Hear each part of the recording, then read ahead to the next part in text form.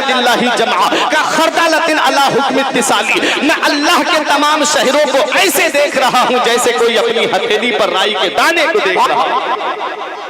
जिसे अल्लाह रूह अता करता है उसका मकाम बुलंद होता है। अगर आज आप मुझसे पूछें, अब मैं अपने परदादा की कब्र नहीं बता सकता, आप मुझसे पूछे मैं अपने दादा की कब्र नहीं बता सकता, क्योंकि मेरा वजूद भी नहीं था तब मेरे दादा इस दुनिया से इंतकाल करके चले गए। मेरे दादा 20 बीघा जमीन छोड़ करके गए। उनके एक बेटे के हिस्से में आई, फिर उनके 7 बेटे, वो कितने हिस्सों में जमीन बटेगी। लेकिन मैं जो बात बताने जा रहा हूँ बहुत गौर से सुनिए। कितनी बड़ी प्रॉपर्टी छोड़ करके गए, कितनी दौलत छोड़ करके गए, लेकिन आज मुझे अपने दादा की कब्र नहीं पता, आज मुझे अपने परदादा की कब्र नहीं पता।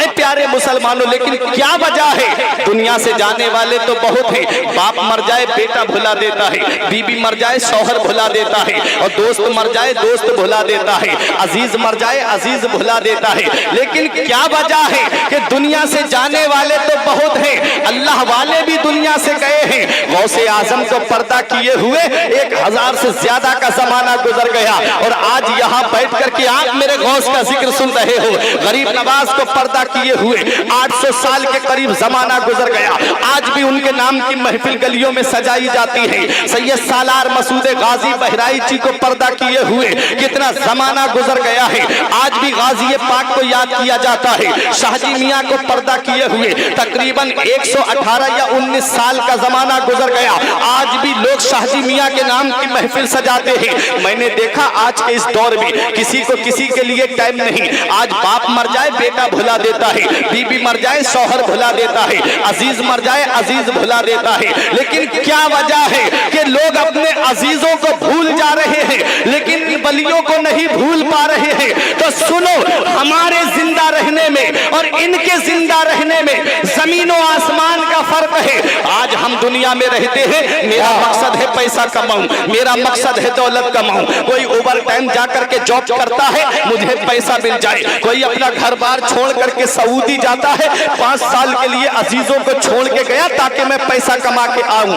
प्यारे मुसलमानों, आज हमारा मिशन जो है वो पैसा बन गया है, और ये अल्लाह वाले वो है, इनका मिशन पैसा नहीं था, बल्कि झोपड़ी में बैठ करके रात को भी नमाज पढ़ा करते थे और दिन में भी अपने रब की इबादत किया करते थे। जो अपने रब को याद करता है, अल्लाह उसका नाम मिटने नहीं देता है, लोगों के दिलों में उसका नाम डालता है। वाह वाह, नारे तकबीर, नारे रिसालत, मसलके आला हज़रत, जश्न गौसासम, जिक्र गौसासम, अल्लामा फुरकान मंजरी साहब किबला, मुसलमाने भांगा डांडी, सरजमीने भांगा डांडी, बहुत अच्छे मंजरी साहब। आशा आज जवान हमारे यहाँ पर भी हैं, जवान इससे पहले भी हुआ करते थे, लेकिन कितना फर्क है आज के नौजवान में और कल के नौजवान में। आज का नौजवान अपनी जवानी को मोबाइल की स्क्रीन पे बर्बाद करता है, कोई फेसबुक पे बर्बाद करता है, कोई व्हाट्सएप पे बर्बाद करता है, कोई इंस्टाग्राम और ट्विटर पे अपनी जिंदगी बर्बाद कर रहा है। लेकिन आओ मैं आज एक नौजवान का वाकया आपको सुनाऊं, ताकि तारीख की रोशनी में आपको आगे लेकर के चलूं। मुझे गौसे आजम का जिक्र करना है, मुझे अपने गौस की हिस्ट्री बयान करनी है,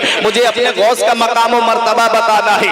आज के नौजवान को देखो और कल के नौजवान को देखो। आज के नौजवान मस्जिद में अजान हो रही है लेकिन नमाज के लिए नहीं जाता है। मस्जिद से मुअज्जिन पुकार के कहता है हय्या अलस सलाह हय्या अलल फलाह, आओ नमाज की तरफ, आओ कामयाबी की तरफ। लेकिन भाई है कि मोबाइल में लगा है लेकिन नमाज पढ़ने नहीं जाता है। आओ मैं एक नौजवान का किस्सा आपको सुनाता हूँ, एक नौजवान का तकवा मैं आपको दिखाता हूँ। नौजवान है, नाम है हजरत शेख अबू सालेह मूसा जंगी दोस्त। दरिया के किनारे लेटे हुए हैं, शिद्दत की गर्मी पड़ रही है, गरम गरम लू के थपेड़ों ने होठों को खुश्क कर दिया है, भूख की शिद्दत ने बेचैन कर दिया, भूख की शिद्दत ने निढाल कर दिया। परेशान हो गए, काश कोई मुबाह चीज मिल जाए ताकि पेट की भूख मिटा ली जाए। दरिया के किनारे घूमते रहे, कुछ नजर नहीं आया। दरिया के अंदर से एक सेब बहता हुआ आ रहा था, सेब को उठाया, उठाने के बाद एक लुकमा खाया था कि तकवे ने झंझोड़ करके कहा, ए अबू स्वाले ये तुमने क्या कर दिया? ये सेब तुमने खाया है, ये किसी बाग का होगा और बाग का कोई मालिक होगा, और तुमने बगैर मालिक की इजाजत के बगैर उसकी मर्जी के तुमने ये सेब खा लिया है। क्या आप जवाब दोगे? कयामत के दिन उस बाग के मालिक ने तुम्हें खड़ा कर दिया रब की बारगाह में कि इन्होंने मेरे बाग का एक सेब मेरी बगैर इजाजत के खाया था। ऐ नौजवानों जरा सोचो तो सही, आज मेरा भाई तो ठेले पे मूंगफली के ठेले पे चीज लेने जाएगा, उठा करके 2-3 उठा के बगैर इजाजत के उसके खा लेता है। होटल पे चीजें लेने के लिए जाता है और जाने के बाद में पकौड़ी लेगा, समोसे लेगा, उठा करके बगैर इजाजत के खा लेगा। देखो गौसे आजम के वालिद की शान। मैं किसी पे तंज नहीं करता, एक असल मसला बयान करने जा रहा हूँ, आप तवज्जो मेरी तरफ दीजिए। गौसे आजम के वालिद ने सेब का सिर्फ एक लुकमा खाया था, तकवे ने झंझोड़ के कर रख दिया। ए अबू स्वाले, ये तुमने क्या कर दिया? कयामत के दिन इसके मालिक ने तुमसे पूछ लिया, बगैर इजाजत के मेरा सेब खाया था, क्या जवाब दोगे कयामत में? रोने लगे, दरिया के किनारे चलते रहे। चलते चलते कई मील का सफर किया तो एक बाग देखा जिसकी टहनी दरिया के ऊपर झुकी हुई थी, जिसमें से दरख्त के ऊपर से सेब टूट के दरिया में गिर रहे थे। समझ गए इसी बाग का ये सेब है। अंदर गए, एक बूढ़ा बैठा अल्लाह अल्लाह कर रहा था। सलाम किया, जवाब दिया बूढ़े ने। कहा कैसे आना हुआ नौजवान? कहा मैंने आपके बाग का एक सेब आपकी बगैर मर्जी के खा लिया है, क्या मेरी गलती माफ हो सकती है? बुजुर्ग ने सर से ऊपर तक देखा, बोले कहां से आ रहे हो? कहा कई मील का सफर करके आ रहा हूं आपकी तलाश में। इतना सुनना था कि बूढ़े ने अपनी आंखें बंद की। मौलाना रूम फरमाते हैं लौहे महफूज पेशे औलिया, औलिया के सामने लौहे महफूज होता है।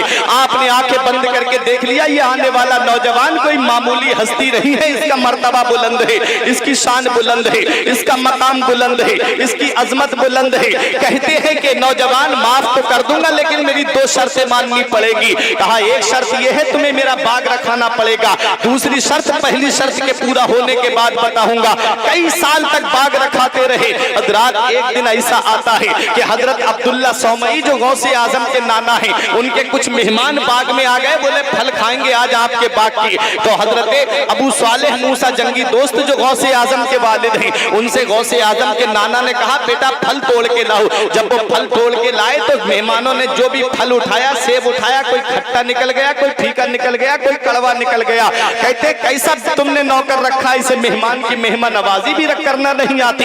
अरे इसे ये नहीं पता कौन से पेड़ पे मीठा फल आता है और कौन से पे खट्टा आता है। गौसे आजम के नाना ने कहा बेटा अबू स्वाले तुम्हें अभी पता नहीं है कौन से पेड़ पे मीठा फल आता है, कौन से पे फीका आता है? तकवा देखे गौसे आजम के वालिद का, फरमाते पता उसे होता है जो खाता है। अरे मैं जब से तुम्हारे बाग में आया हूँ, तुम्हारे बाग का एक फल भी मैंने खा के नहीं देखा है। एक सेब गलती से खा लिया था, उसकी अब तक मैं सजा भुगत रहा हूँ। अब मैंने तुम्हारे बाग के किसी भी फल को हाथ नहीं लगाया है। मेहमान बोले हम नहीं मानते इसकी बात को, हम तस्लीम नहीं करते इसकी बात को, क्योंकि रात दिन बाग में रहता है और बाग का फल नहीं खाता है। तब गौसे आजम के नाना ने कहा तुम इसका मर्तबा नहीं जानते, तुम इसकी शान नहीं जानते, तुम इसका मकाम और मर्तबे को नहीं पहचानते। अरे मैं बताता हूँ इस आने वाले नौजवान की शान क्या है। एक दिन आंधी आई थी, तूफान आया था, मैंने देखा घर से बाहर निकल करके कि आंधी में मेरे बाग के फलों का क्या हाल है। कहते जब मैं बीच बाग में पहुंचा तो मेरी आंखें देख के हैरत में पड़ गईं कि आंधी चल रही थी और ये नौजवान आंधी में चिराग जला के कुरान की तिलावत कर रहा था। नारे तकबीर, नारे रिसालत, नस्ल के आला हजरत गौसे आज़म, असमत गौसे आज़म, शान गौसे आज़म अल्लामा फुरकान मंजरी साहब किबला मुसलमाना ने भागा डांटी। बहुत अच्छे अल्लामा साहब, वाह वाह। ये है गौसे आज़म के वालिद और उनका तकवा और उनकी परहेजगारी। प्यारे मुसलमानों, तब कहा अब्दुल्ला सौमई ने कि बेटा पहली शर्त पूरी हो गई, अब दूसरी शर्त सुन लो। कहा दूसरी शर्त क्या है? कहा दूसरी शर्त ये तुम्हें मेरी बेटी से निकाह करना पड़ेगा। कहा उसके बाद माफ कर दोगे? कहा हाँ माफ कर दूंगा। बोले मगर खूबी सुन लो मेरी बेटी के अंदर क्या क्या है, बाकी आप सुनते रहते हो, मैं जो निचोड़ निकालना चाहता हूँ वो गौर से सुनिएगा। कहा कि मेरी बेटी के अंदर ये खूबियां हैं, कानों से बहरी है, आंखों से अंधी है, जुबान से गूंगी है, हाथों से लुंजी है, पैरों से लंगड़ी है, तुम्हें उसके साथ निकाह करना पड़ेगा। इतने नौजवान यहाँ बैठे हैं, अगर इनमें से किसी का रिश्ता लग जाए और उसे ये पता चल जाए कि लड़की के पैर में थोड़ा सा फर्क है तो क्या निकाह करने के लिए राजी होगा? कभी निकाह करने के लिए राजी नहीं होगा। पता चल जाए कि एक आंख से थोड़ा कैड़ा करके देखती हैं कभी लड़का राजी नहीं होगा, लेकिन ये गौसे आजम के वालिद है, कहते हैं कि एक सेब खाया है उसकी सजा कयामत में नहीं भुगतूंगा, दुनिया में भुगत लूंगा। ये तकवा था, ये परहेजगारी थी, उसका सिला उसका इनाम अल्लाह ने ऐसा दिया। जब उनका निकाह हो गया तो निकाह होने के बाद जब हुजरे उरूसी में पहुंचे तो दरवाजे पे जैसे ही खड़े हुए सलाम किया तो अंदर से सलाम का जवाब आया और जो दुल्हन बैठी थी वो उठ के खड़ी हो गई। आप सोच में पड़ गए, उन्होंने कहा था कि बहरी है, कहा मैंने सलाम किया तो जवाब दिया, सलाम को सुन लिया, इसका मतलब बहरी नहीं है। मुझे देख के खड़ी हो गई, मतलब अंधी भी नहीं है। मेरे लिए इस्तिकबाल के लिए हाथों को आगे बढ़ाया, कहा आइए बैठिए, पता चला कि हाथों से लुंजी भी नहीं है और मेरे अदब के लिए आगे बढ़ी, मतलब पैरों से लंगड़ी भी नहीं है। फौरन वापस निकल आए अबू साले, कहा कि हुजूर आपने कौन से कमरे में मुझे भेज दिया, जो खूबी आपने बताई थी वो उस लड़की के अंदर नहीं पाई जाती है। तब हजरत अब्दुल्ला सौमई ने कहा बेटा वही तुम्हारी दुल्हन है, लेकिन मैंने ये जो तुमसे कहा था इसका मतलब सुन लो, इसका राज सुन लो। मैंने अपनी बेटी को कानों से बहरी इसलिए कहा था कि मेरी बेटी ने आज तक कोई गंदी बात अपने कानों से नहीं सुनी है। मैंने जुबान से गूंगी इसलिए कहा था, आज तक मेरी बेटी ने कभी अपनी जुबान से झूठ नहीं बोला है। मैंने आंखों से अंधी इसलिए कहा था, आज तक मेरी बेटी ने कभी किसी गैर महरम को नहीं देखा है। मैंने पैरों से लंगड़ी इसलिए कहा था, आज तक मेरी बगैर इजाजत के घर से बाहर कदम नहीं निकाला है। मैंने हाथों से लुंजी इसलिए कहा था, आज तक किसी हराम माल को मेरी बेटी ने अपने हाथ में नहीं लिया है। ऐ प्यारे मुसलमानों, ऐ भांगा डांडी के जिंदा दिल मुसलमानों, जब माँ ऐसी तकवे वाली हो और जब बाप ऐसा परहेजगार हो तो ऐसे गुलशन में जो फूल खिलता है उसी फूल को दुनिया गौसे आजम है, उसी फूल को दुनिया अब्दुल कादिर जिलानी के नाम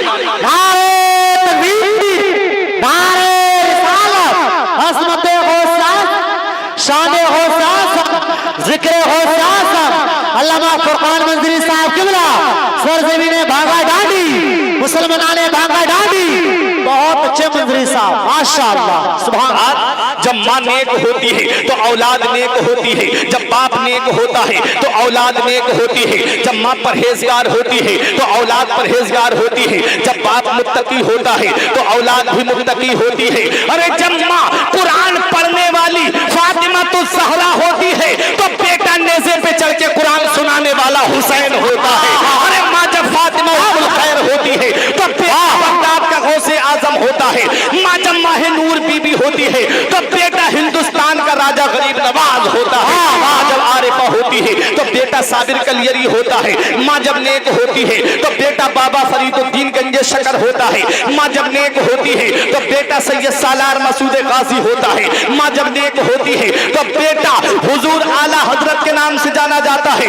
माँ जब नेक होती है तो बेटा मुफ्ती आजम होता है। माँ जब नेक होती है तो बेटा अख्तर रजा खान अजहरी होता है। अरे माँ जब नेक होती है तो बेटा हुज्जतुल इस्लाम होता है। इसलिए ऐ मेरी माँ और बहनों, अपने बच्चों को वक्त से पहले जवान कर दो। हीरो हीरोइन का किरदार दे के जवान मत करो, फिल्मी एक्टरों का किरदार दे के जवान मत करो। अगर अपने बच्चों को जवान करना है तो करबला के हुसैन आजम के जवान करो। अपने बच्चों को जवान करना है तो बगदाद के गौसे आजम का किरदार दे के जवान करो। बच्चों को जवान करना है अजमेर के गरीब नवाज का किरदार दे के जवान करो। बच्चों को जवान करना है तो आला हजरत और शाहजी मियाँ का किरदार दे के जवान करो। ये मत देखो मोहल्ले वाले क्या कहेंगे, ये मत देखो खानदान वाले क्या कहेंगे, ये मत देखो रिश्तेदार क्या कहेंगे। अरे जमाना खफा है तो क्या गम है इसका, जमाने को ठोकर लगाए चला जा। जमाना ही एक दिन तेरे साथ होगा, तू आका को अपने मनाए चल जा।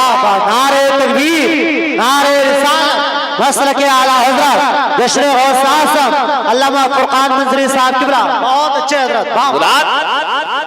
ऐसे हसीन गुलशन में माँ भी अल्लाह की वलिया और बाप भी अल्लाह का वली और नाना भी अल्लाह का वली और फूफी आयशा भी अल्लाह की बहुत बड़ी वलिया।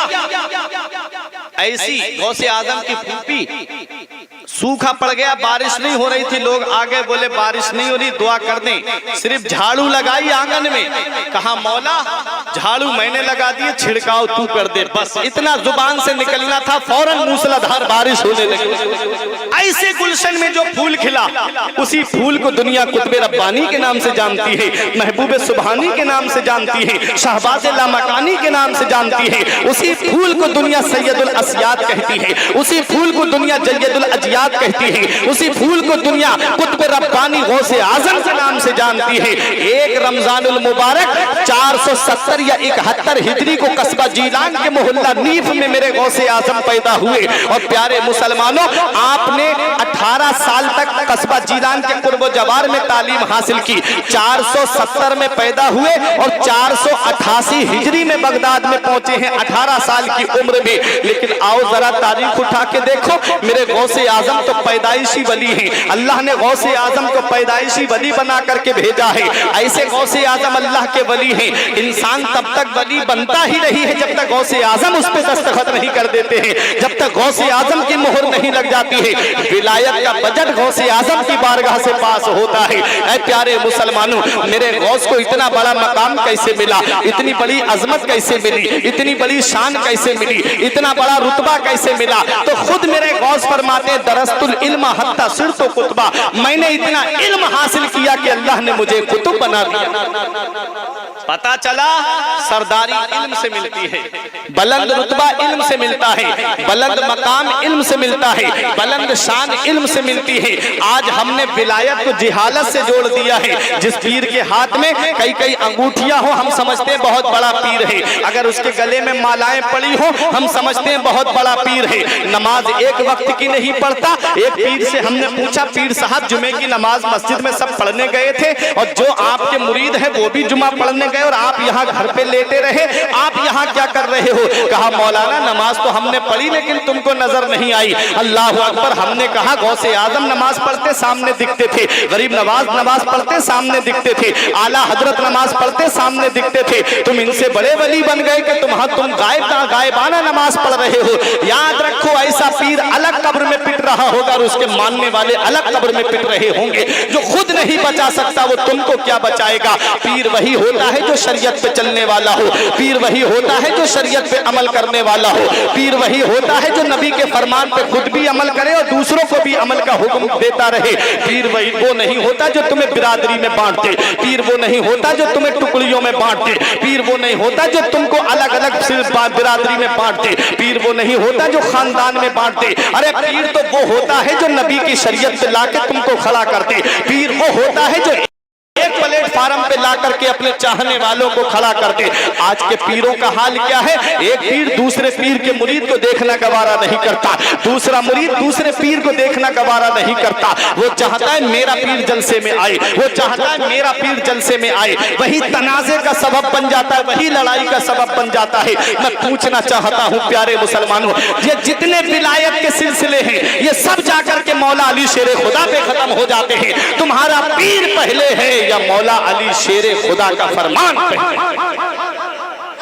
देखें क्या शान है गौसे आजम की। वो तो पीराने पीर हैं, वो तो रोशन जमीर हैं। आप तवज्जो मेरी तरफ दीजिए। गौसे आजम की शान में बताना चाहता हूँ, पीर कैसा होता है, पीर की शान क्या होती है। गौसे पाक रजी अल्लाह तआला अन्हु की मोहब्बत में आने वालों, गौसे आजम का मकाम व मर्तबा देखो, गौसे आजम की शान देखो। आपने कस्बा जीलान के कुर्ब जवार में तालीम हासिल की, 18 साल की उम्र हो गई गौसे आजम की। अब गौसे आजम अपनी माँ से कहते अम्मी अब मैं मदरसा तालीम हासिल करने बगदाद जाना चाहता हूँ। अब दीजिए तवज्जो मेरी तरफ। माँ की उम्र 70 के पार हो चुकी है। अब 70 साल जिस औरत की उम्र हो जाए, बताओ बुढ़ापे में उसे औलाद की कितनी जरूरत पड़ती है, औलाद की कितनी जरूरत पड़ती है बुढ़ापे में माँ को।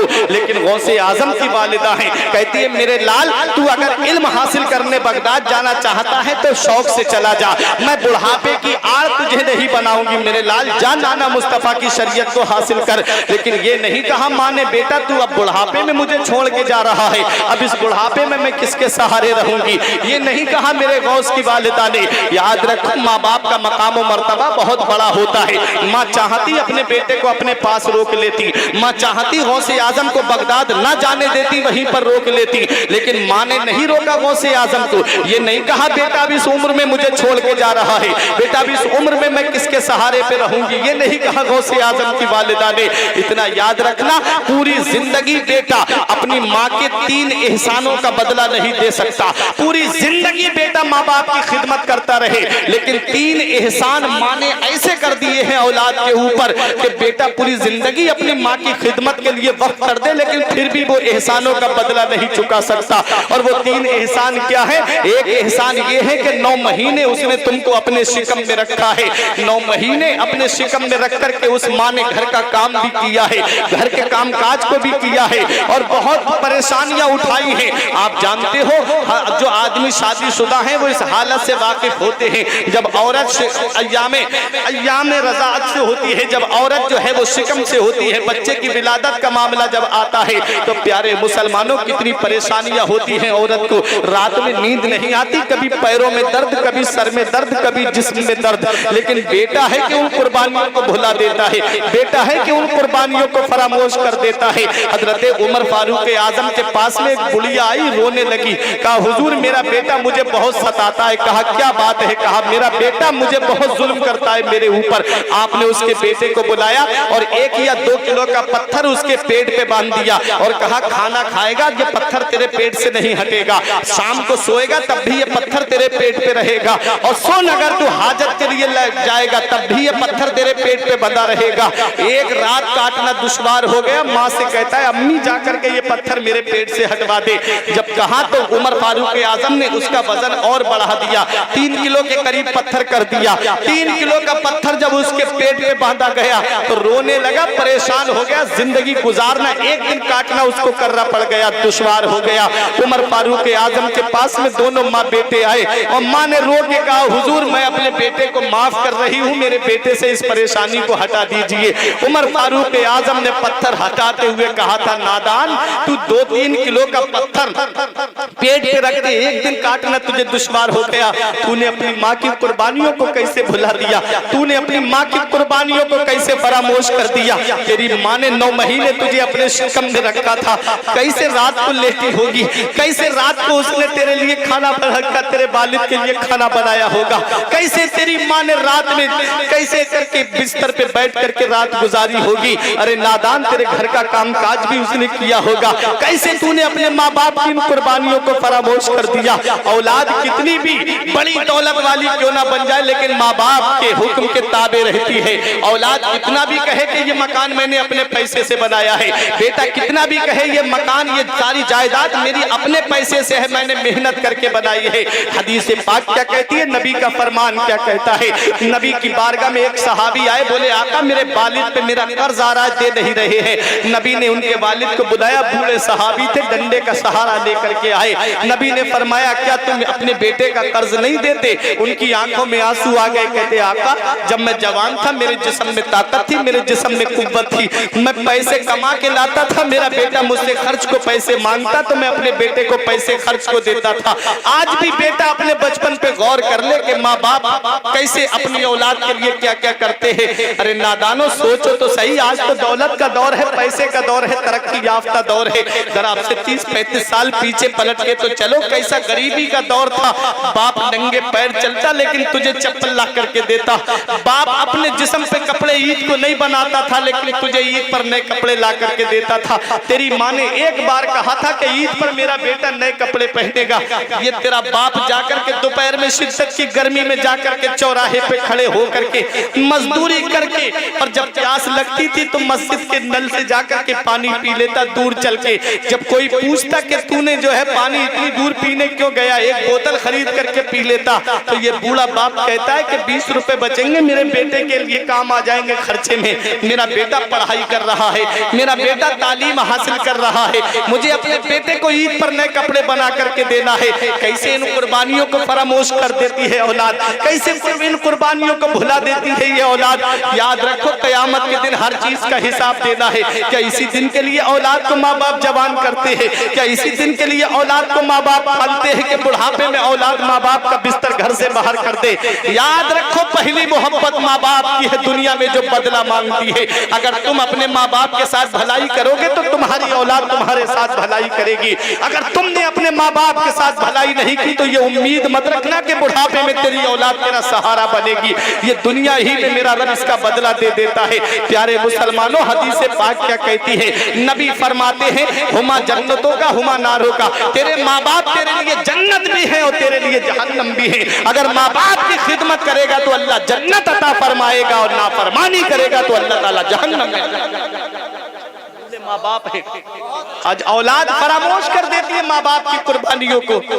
पता तो तब चलता है, माँ बाप की मोहब्बत का पता तब चलता है जब इंसान खुद बाप बनता है, जब खुद की औलाद होती है ना, जब वो बीमार पड़ती है बचपने के आलम में, तब जाकर के डॉक्टरों के घरों के चक्कर काटता है, परेशान फिरता है। डॉक्टर साहब मेरे बच्चे को देख लीजिए। अगर भांगा डांडी के डॉक्टरों से फायदा नहीं होता तो जहानाबाद लेके जाता है, वहां भी फायदा नहीं होता तो पीलीभीत भागता है, बरेली के हॉस्पिटलों में लेके भागता है। और क्या कहता है डॉक्टर साहब? जमीन बिके तो बिक जाए, मकान बिके तो बिक जाए, घर बार बिके तो बिक जाए, प्रॉपर्टी बिके तो बिक जाए, लेकिन मेरे बेटे को कुछ नहीं होना चाहिए। आज तो तरक्की याफ्ता दौर है, आज तो हर घर में आपको मोटरसाइकिल मिलेगी, आज तो अक्सर घरों में आपको कारें मिलेंगी, आज तो सवारी का इंतजाम बहुत अच्छा है।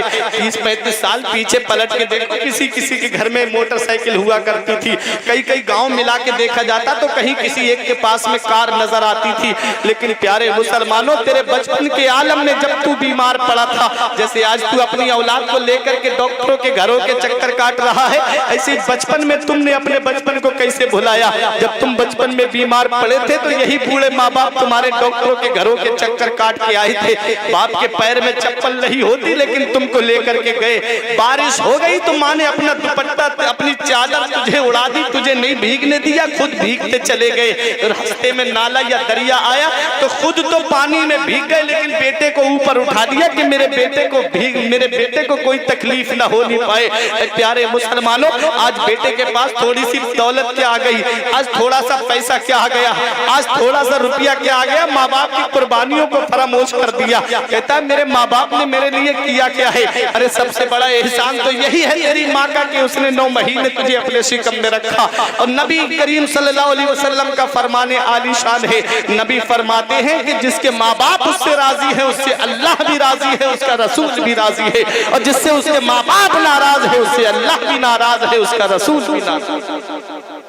प्यारे मुसलमानों, ये माँ बाप कितनी बड़ी अल्लाह की नेमत है, बहुत बड़ी अल्लाह की नेमत है। इनकी मोहब्बत का पता तो हमें तब चलता है जब ये साए हमारे सर से उड़ जाते हैं।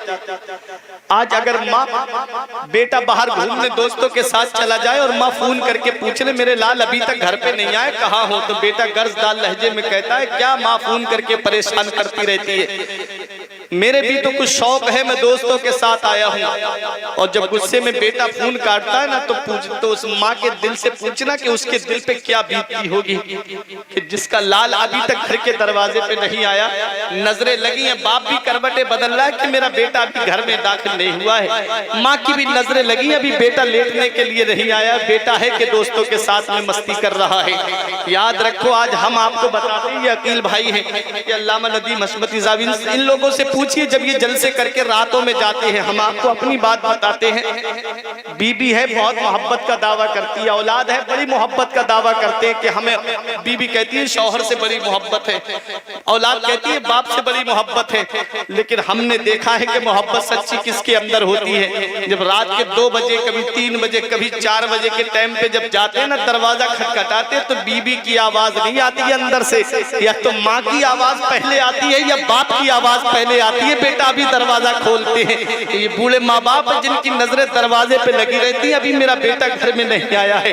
प्यारे मुसलमानों, जिस दिन ये साए सर से उड़ जाते हैं उस दिन इनकी मोहब्बत का पता चलेगा। जिस दिन ये साए हमारे सर से उड़ जाएंगे उस दिन चिराग लेके भी ढूंढोगे तो माँ बाप जैसी दौलत नहीं मिलेगी, फिर चिराग लेके भी ढूंढोगे तो माँ बाप जैसी प्यार करने वाली शख्सियतें नहीं मिलेगी। इसलिए माँ बाप जिंदा है तो उनकी खिदमत कर लो, माँ बाप हयात है तो उनकी कदर मंजिलत जान लो। लो। और अगर माँ बाप में से किसी का इंतकाल हो गया है तो जुमे की नमाज के बाद नबी फरमाते हैं जो अपनी माँ की कब्र की जियारत कर ले या बाप की कब्र की जियारत कर ले तो गोया ऐसा है जैसे उसने उसकी जिंदगी में जियारत। ये माँ बाप बहुत बड़ी अल्लाह की नेमत है। बात ज़िम्न में आ गई तो मैंने बता दी। मैं अर्ज ये कर रहा था कि गौसे आजम ने जब अपनी माँ से कहा माँ मैं तालीम हासिल करने के लिए बगदाद जाना चाहता हूँ। माँ की उम्र 70 से ज्यादा हो गई, बुढ़ापे का सहारा था। माँ ने ये नहीं कहा बेटा अब तू बुढ़ापे में मुझे छोड़ के जा रहा है मेरे लाल, अब तू मुझे बुढ़ापे में किसके सहारे छोड़ के जा रहा है, ये नहीं कहा गौसे आजम की माँ ने कहा बेटा तू नाना की दीन को हासिल करना चाहता है तो शौक से चला जा। आ गए गौसे आजम, जानते थे कि अब माँ का दीदार नहीं हो पाएगा, अब माँ का दीदार नहीं हो पाएगा, जानते थे मेरे गौसे आजम रजी अल्लाह ताला अन्हु। तारीख बताती है आप बगदाद में इल्म हासिल कर रहे थे और इधर गौसे आजम की माँ का इंतकाल हो जाता है। 488 हिजरी में बगदाद में आप पहुंचे और 40 साल आपने बैठ करके तकरीर की है, वाज़ो नसीहत की है। गौसे आजम की मजलिस में पहले 10, 15, 20 लोगों का मजमा होता था, फिर 70 हज़ार का मजमा गौसे आजम की मजलिस में। मिंबर ईदगाह पे लगता था गौसे आजम का। और गौसे आजम के बाज की ये शान थी कि जब तकरीर करते थे तो जितनी आवाज सामने बैठने वाला सुनता था उतनी ही आवाज सबसे पीछे बैठने वाला सुना करता था। आज हम माइक से आवाज थोड़ी दूरी पे नहीं पहुंचा पाते, लेकिन ये गौसे आजम की शान थी। उन्हीं 40 साल में 32 साल या 33 साल मदरसे में बैठ के पढ़ाया है गौसे आजम। किताबें लिखी हैं गौसे आजम ने, 32 या 33 साल मदरसे में बैठ के पढ़ाया है। आज इंसान कहता है डॉक्टर साहब बहुत अच्छे हैं, पैसा है वो बहुत अच्छा है, कोई कहता है अमीर है वो बहुत अच्छा है। हमने कहा हदीस पाक की रोशनी में देख सबसे अच्छा कौन है। हमने हदीस पाक की रोशनी में जब देखा नबी फरमाते खैरुकुम मन तअल्लमल कुरान व अल्लमहु, इंसानों में सबसे बेहतर वो है जो कुरान पढ़ता है और दूसरों को पढ़ाता है। कुरान पढ़ने वाला और कुरान पढ़ाने वाला सबसे बेहतर है। गौसे आजम ने 32 साल मदरसे में बैठ करके पढ़ाया, तालीम दी गौसे आजम ने। हर साल आपके मदरसे से 3000 तलबाए किराम फारिग होकर के गौसे आजम के मदरसे से इस्लाम की खिदमत करने के लिए जगह जगह मकामों पे जाते थे। ये गौसे आजम के मदरसे की शान थी। और मेरे गौस ने फरमाया कि जो मेरे मदरसे के सामने से भी गुजर गया उसको कब्र में अजाब नहीं होगा। ये गौसे आजम की शान है। मेरे गौस फरमाते मुरीदी ला तखफ अल्लाह रब्बी अतानी रिफअतन निलतुल मनाली। आखिरी बात बता रहा हूँ, वक्त काफी हो चुका है और मुझे मालूम है कि अभी मेरे भाई शायर इस्लाम अकील सिद्दीकी को आपको समाप्त करना है। अपनी जगह बैठे रहें, बहुत तेजी के साथ मैं अपनी जगह लेने जा रहा हूँ। गौस फरमाते हैं मुरीदी ला तखफ अल्लाह रब्बी, ऐ मुझसे मोहब्बत करने वाले ऐ मेरे मुरीद मत डर, अल्लाह मेरा रब है। हमने कहा ऐ गौसे आजम कहाँ ना डरे, अगर प्रधान जी कहे मत डर तो मतलब है गांव में मत डर, अगर चेयरमैन कहे मत डर तो मतलब है तहसील में मत डर, अगर विधायक कहे मत डर तो मतलब है जिले में मत डर, अगर सीएम कहे मत डर तो मतलब है सूबे में मत डर, अगर पीएम कहे मत डर तो मतलब है मुल्क में मत डर। हम कहाँ ना डरे मेरे गौसे आजम, क्या गांव में ना डरे, क्या कस्बे में ना डरे, क्या तहसील में ना डरे, क्या जिले और सूबे में ना डरे, क्या अपने मुल्क में ना डरे। तो गौसे आजम फरमाते हैं तुबूली फिस समाई वल अर्दु दुक्कत, मोहब्बत करने वाले तूने जिस गौस का दामन पकड़ा है, जिस अब्दुल कादिर का दामन पकड़ा है, उस अब्दुल कादिर की बुलंदी के झंडे आसमानों पर भी लहरा रहे हैं और जमीन पर भी लहरा रहे हैं। ऐ मुझसे मोहब्बत करने वाले, न जमीन के ऊपर डरने की जरूरत है न जमीन के नीचे डरने की जरूरत है। जमील कादरी पुकार के कहते हैं खुदा के फजल से हम पर है साया गौसे आजम का, खुदा के फजल से हम पर है साया गौसे आजम का, हमें दोनों जहां में है सहारा गौसे आजम का। मुरीदी ला तखफ कहकर तसल्ली दी गुलामों को, कयामत तक रहे बेखौफ बंदा गौसे आजम। नारे तकबीर, नारे रिसालत, मसलक के आला हज़रत, जश्न गौसे आज़म, शान गौसे आज़म, मसलक गौसे आज़म अल्लामा फुरकान मंजरी साहब किबला।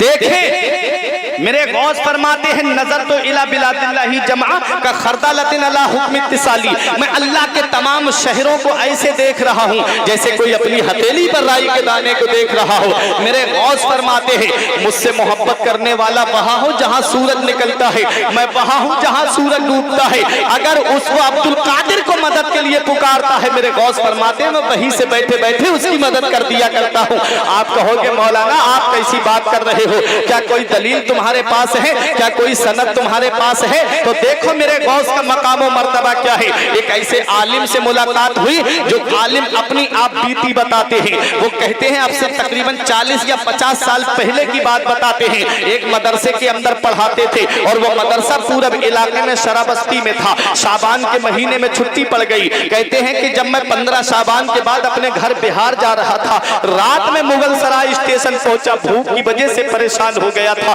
भूख ने मुझे निढाल कर दिया था। कहते मैं स्टेशन के बाहर निकला, कुछ खाने की चीज मिल जाए ताकि पेट की भूख मिटा लूं। कहते हैं ट्रेन के छूटने में वक्त था, जब मैं बाहर पहुंचा तो एक रक्शे वाले ने मुझसे कहा खाना खाना है? मैंने कहा हाँ। बोले बैठिए। बोले मैं रक्शे पे बैठा, एक बिल्डिंग के सामने पहुंचा। कहते हैं उस बिल्डिंग के सबसे ऊपर वाली मंजिल पे ले जा करके मुझे एक आदमी ने बिठा दिया। बोले बैठो अभी खाना लाते हैं। बहुत गौर से सुनना मेरे गौस कैसे मदद करते हैं। कहते हैं जब मैं ऊपर कमरे में बैठ गया तो एक सालन और थोड़ा रोटी का टुकड़ा ला करके मेरे सामने रखा गया। कहते हैं वो उसने दरवाजे को लॉक कर दिया। जब कहते हैं मैंने रोटी का एक निवाला बना के जब सालन के अंदर डाला तो मुझे उसमें इंसान की उंगली नजर आई। कहते हैं जब मैंने इंसान की उंगली देखी मैं रुक गया गोश्त खाने से। कहते हैं मैंने जब खाने से हाथ समेट लिया, उसने मुझसे गुस्से वाले लहजे में कहा खाते क्यों नहीं? कहा मैं नहीं खाऊंगा, ये इंसान का गोश्त है। उसने कहा आज तुम किसी का गोश्त खा रहे हो, कल तुम्हारा गोश्त कोई और खाएगा।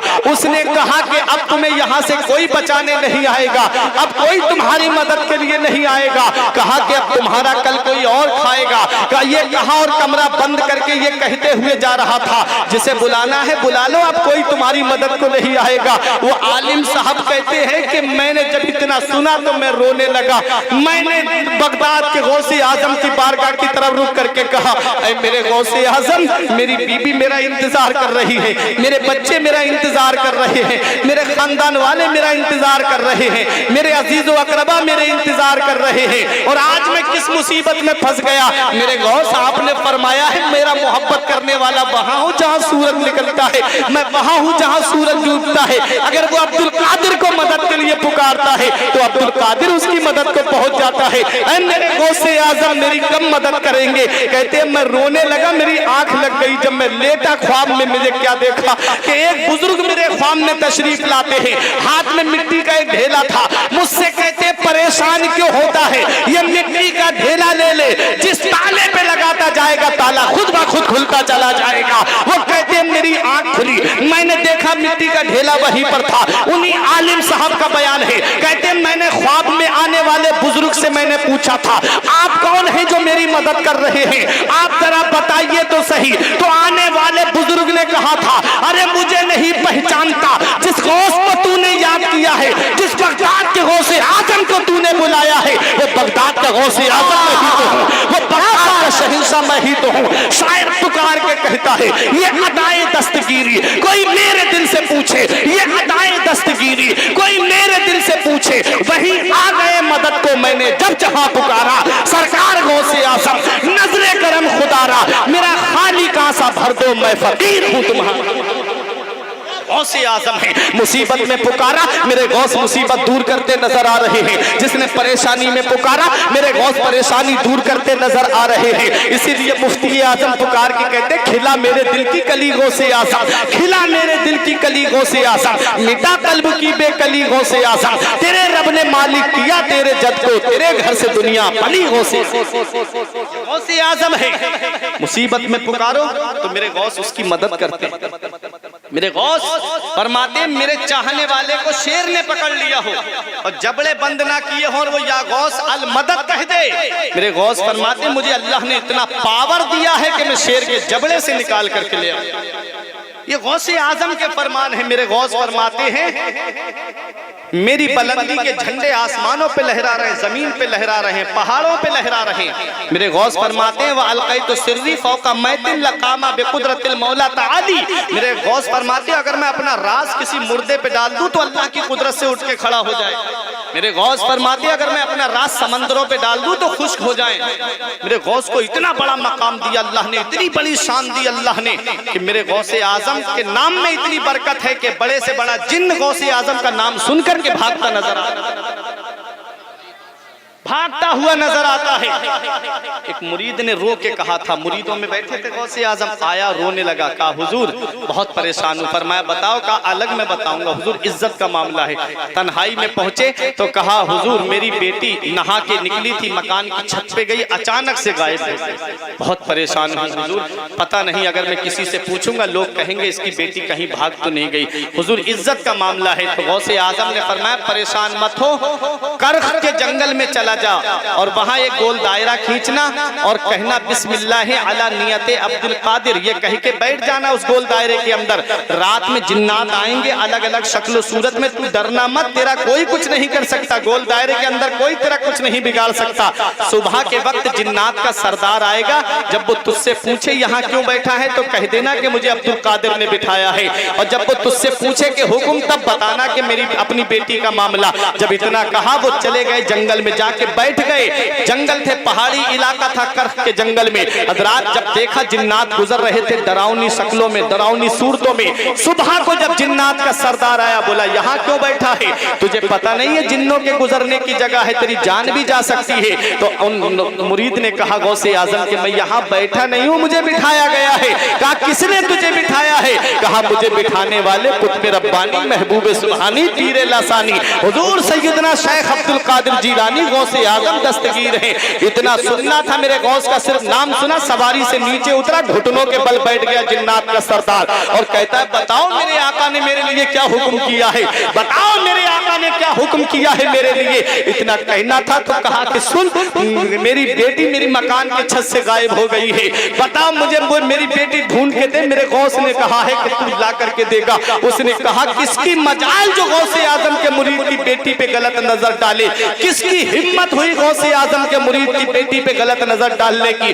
जिन्नात ने कहा कि हमारी ये मजाल कहा कि गौसे आजम के मुरीद की बेटी पे गलत नजर डाल दे। पता लगाया तो चीन, मुल्क चीन का एक जिन्न निकला, उसे पकड़ करके लाया गया, लड़की को भी लाया गया। उस जिन्न से पूछा तेरी हिम्मत कैसे हुई? उसने कहा कि जब ये बेपर्दा मकान की छत पे निकली थी, जब इसके सर पे दुपट्टा नहीं था और जब ये नहा के निकली थी, मुझे अच्छी लगी इसलिए मैं इसे उठा करके ले गया।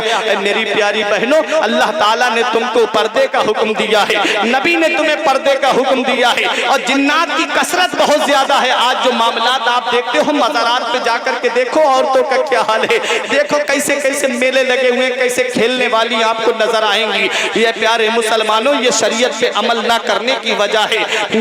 परवरदिगार आलम ने पर्दे का हुक्म दिया है, लेकिन आज का हाल क्या है? शादियों में देखो तो सर पे दुपट्टा नहीं, सर को छुपाने का हुक्म था। प्यारे मुसलमानों, गौसे आजम के मुरीद की बेटी मकान की छत पे सिर्फ सर खुला लेकर के गई तो गायब हो गई। उस जिन्नात के सरदार ने कहा तेरी हिम्मत कैसे हुई, तूने गौसे आजम के मुरीद की बेटी को उठाया, उसकी गर्दन काट दी। उसके बाद कहा गौसे आजम के मुरीद से ये आपकी बेटी है, आप इसे ले जाइए। उसके बाद गौसे आजम के मुरीद ने पूछा था जिन्नात के सरदार से, अरे तुम गौसे आजम को कैसे जानते हो? तो जिन्नात के सरदार ने कहा तुम जानने की बात करते हो, अरे गौसे आजम सिर्फ इंसानों के पीर नहीं है बल्कि जिन्नात के भी पीर हैं। गौसे आजम की हुकूमत सिर्फ इंसानों पे नहीं चल रही है बल्कि जिन्नात पे भी चल रही है। गौस सकलैन कहा जाता है, इंसानों के भी गौस हैं और जिन्नात के भी गौस हैं। तब कहा जिन्नात के सरदार ने कि हम दुनिया के किसी भी कोने पे हो और गौसे आजम बगदाद में हो, हमारी तरफ जलाल की नजर उठा दे तो हमारे जिस्म के अंदर फौरन आग लग जाए। कहते हैं ये गौसे आजम की निगाह का ये आलम है। उसके बाद जिन्नात के सरदार ने एक जुमला कहा था, आप भी अपने अपने दिल की तख्ती पे लिख करके ले जाओ, सब सुनो। क्या कहा जिन्नात के सरदार ने? अरे गौसे आजम की शान तो ये है कि जिस मकान में, जिस घर में गौसे आजम का नाम लिया जाएगा, मेरी नस्ल का जिन उस घर में दाखिल नहीं हो सकता। जिस घर में गौसे आजम का नाम लिया जाए उस घर में उस जिन्नात का सरदार कहता है मेरी नस्ल का जिन्न उस घर में दाखिल नहीं हो सकता। इसीलिए हम लिखते हैं या गौस अल मदद मकान के दरवाजे पे। ये है गौसे आजम। गौसे आजम की शान के सिर्फ जिन्नात नाम सुन ले तो कांपने लगे, थर थर कांपने लगे। गौसे आजम का वो मकाम मर्तबा। लेकिन प्यारे मुसलमानों शान देख लो, गौसे आजम का पैगाम लेके जाओ। मेरे गौस फरमाते हैं कि बेनमाजी को मुसलमानों के कब्रिस्तान में भी दफन मत करो। मेरे गौस फरमाते बेनमाजी कितना बड़ा गुनाह करने वाला है। एक मुरीद ने आके कहा था हुजूर मेरे घर में पैसा तो सब कमाते हैं, कमाने वाले बहुत लोग हैं लेकिन बरकत नहीं। कमाते बहुत हैं, पैसा बहुत कमाते हैं लेकिन घर में बरकत नहीं हो रही है। अब मुरीद ने कहा तो मेरे गौस ने फरमाया तेरा घर मेन चौराहे पे है, पर्दा टांग लेना और फिर उसके बाद आना। 1 महीने के बाद आया तो खूब नजराना लेकर के आया। हजरात जब नजराना लाया तो फरमाया ये क्या? कहा हुजूर नजराना लाया। फरमाया मुझे जरूरत नहीं है, जा गरीबों में बांट दे। उसने कहा हुजूर बांट दूंगा लेकिन ये बता दीजिए वो जो पर्दे का आपने हुक्म दिया था घर पे पर्दा टांग लेना, उसमें कौन सा कमाल था कि इतनी बरकत हो रही मेरे घर में? अब तो पैसा संभाले नहीं संभलता। तब मेरे गौस ने फरमाया सुन तेरा घर मेन चौराहे पे था, तेरा घर मेन रास्ते पे था, तेरे घर के सामने से लोग गुजरते थे, आते थे जाते थे, आते थे जाते थे। उन्हीं गुजरने वाले लोगों में बेनमाजी भी गुजरा करते थे और बेनमाजी की नजर तेरे घर के दरवाजे पे पड़ गई। उसकी नुहूसत की वजह से अल्लाह ने तेरे घर की बरकत को खत्म कर दिया। सोचे सिर्फ बेनमाजी की नजर पड़ जाए तो अल्लाह घर से बरकत खत्म कर। और जिस घर में पूरी फैमिली बेनमाजी हो, जिन्हें सुबह को सूरज की लाइट उठाती हो जगाती हो, वो कहते हैं कि घर में बरकत नहीं होती। मौलाना साहब ताबीज दे दो, हाफिज साहब ताबीज दे दो, पीर साहब ताबीज दे दो। अपने पीर को लाके दरवाजे पे खड़ा कर देना, फिर भी बरकत नहीं होगी जब तक तेरे घर के अंदर शरीयत का माहौल नहीं बने, जब तक तुम्हारे घर के अंदर शरीयत पे अमल नहीं किया जाएगा। मेरे गौस ने फरमाया बेनमाजी की नजर की वजह से अल्लाह ने तेरे घर की बरकत खत्म कर दी थी। और प्यारे मुसलमानों सुनो, एक दिन नबी फजर की नमाज के बाद हजरत फातिमा के मकान पे तशरीफ लाए तो थोड़ी देर लेट गई थी हजरत फातिमा। तालीम उम्मत के लिए था, वरना वो अल्लाह की इबादत करती रहती थी। ऐ प्यारे मुसलमानों, नबी ने हजरत फातिमा का पैर का अंगूठा पकड़ के हिलाया। उसके बाद इरशाद फरमाया फातिमा फजर की नमाज के बाद मत सोया करो, इस वक्त अल्लाह ताला रोजी तकसीम करवाता है, इस वक्त अल्लाह रोजी तकसीम करवाता है। प्यारे मुसलमानों, जो रोजी तकसीम का वक्त होता है उस वक्त पड़े बिस्तर पे सोते रहते हैं। फजर की नमाज पढ़ो, मन तरा का सलातल फजर फलैसा वजहुहु नूर, जिसने फजर की नमाज छोड़ दी उसके चेहरे से नूर खत्म हो जाता है, उसके चेहरे से रौनक खत्म हो जाती है। तो मेरे गौस ने फरमाया कि बेनमाजी की नजर की वजह से अल्लाह ने तेरे घर की बरकत खत्म कर दी थी। अब पर्दा हो गया, दरवाजा लग गया, उस पे पर्दा टंग गया। मेरे गौस ने फरमाया तो तेरे घर पे बेनमाजी की नजर ही नहीं पड़ी, इसलिए अब उसमें बरकत हो रही। तो इसलिए गौस के फरमान पे अमल करो, गौस के बताए रास्ते पे चलो, गौस के तरीके को अपनाओ। मेरे गौस ने फरमाया मुझसे मोहब्बत करने वाला वहां हो जहां सूरज निकलता है, मैं वहां हूं जहां सूरज डूबता है। उसका सतर खुल जाए तो अब्दुल कादिर अपने हाथों से उसे ढांप देता है। ये जिंदगी सवारिए, दिल शाद कीजिए, लम्हात जिंदगी के ना बर्बाद कीजिए। जब मकसद हयात इबादत खुदा की है, पढ़िए नमाज, मस्जिदें आबाद कीजिए। सभी के सामने एक दिन जरूर आता है, ये हुस्न फानी है लेकिन गुरूर आता है। किसी क्रीम से पाउडर से कुछ नहीं होता, नमाज पढ़ने से चेहरे पे नूर आता है। किसी क्रीम से पाउडर से कुछ नहीं होता, नमाज पढ़ने से चेहरे पे नूर आता है। परवरदिगार आलम की बारगाह में दुआ है, मेरे कुछ अर्ज करने में सबकत लिसानी की वजह से या बतकाज़ा बशरियत कोई गलती हो गई, मौला मुझे माफ फरमाए। अस्तगफिरुल्लाह रब्बी मिन कुल्लि ज़ंबि व अतूबु इलैहि। कलमा तय्यब पढ़े ला इलाहा इल्लल्लाह मुहम्मदुर रसूलुल्लाह सल्लल्लाहु अलैहि वसल्लम। रही कली तो फूल खिलेंगे, जिंदगी बाकी रही फिर मिलेंगे। अस्सलाम वालेकुम। आप अपनी जगह आराम से बैठे रहें।